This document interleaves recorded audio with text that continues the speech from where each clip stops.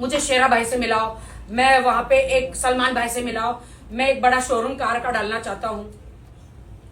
मैंने बोला ये सारी बातें बाद में हटाओ। उस वक्त मैंने शेरा भाई से बात कर रही थी, जब हमारा रजिस्ट्रेशन हुआ तो मुंबई आया था, शेरा भाई से सब साथ में टेबल पे बैठे, शैली सब एम्प्रेस में।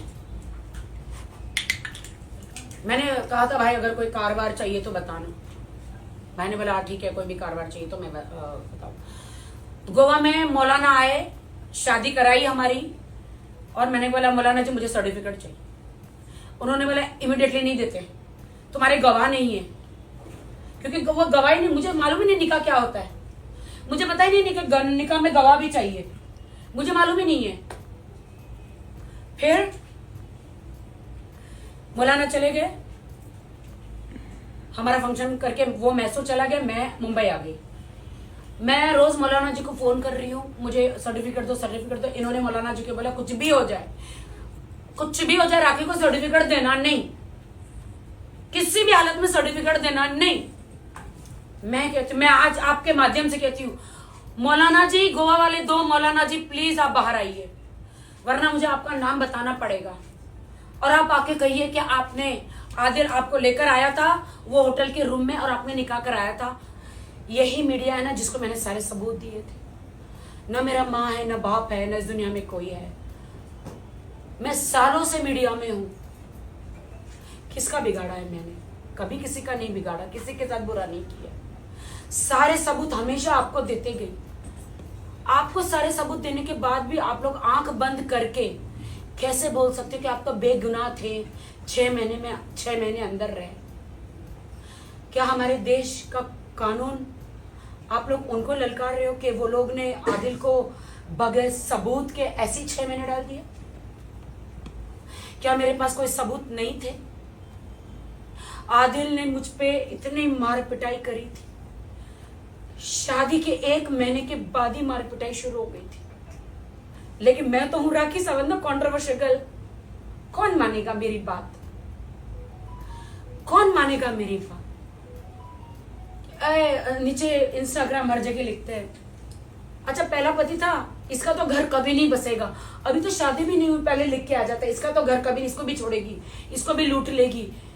पहले ही, अभी तो शादी भी नहीं हुई, पहले से ही बोलना शुरू कर देते हैं लोग। आदिल से मेरी शादी हुई कौन से सर्कमस्टांसेस में हुई?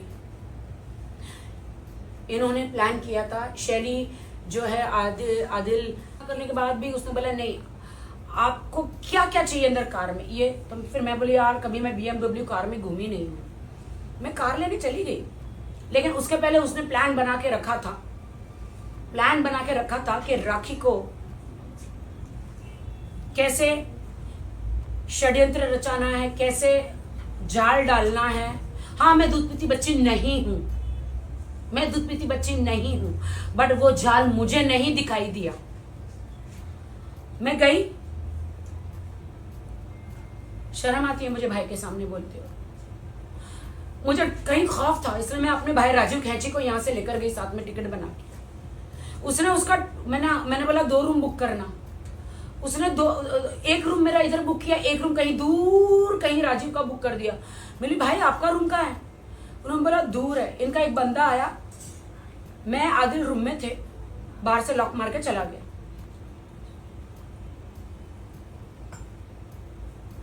जो फिर मेरे साथ हुआ,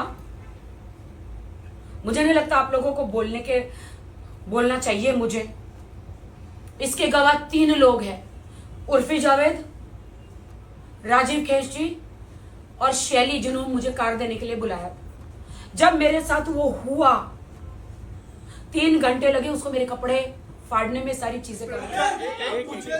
30,000 ना, जब मैं बिग बॉस में गई थी उसको 10 लाख रुपए का चेक देकर गई थी मेरी माँ के इलाज के लिए।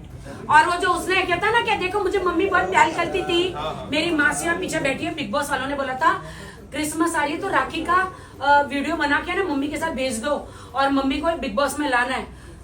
भाई उस हराम मैंने क्या किया पता है?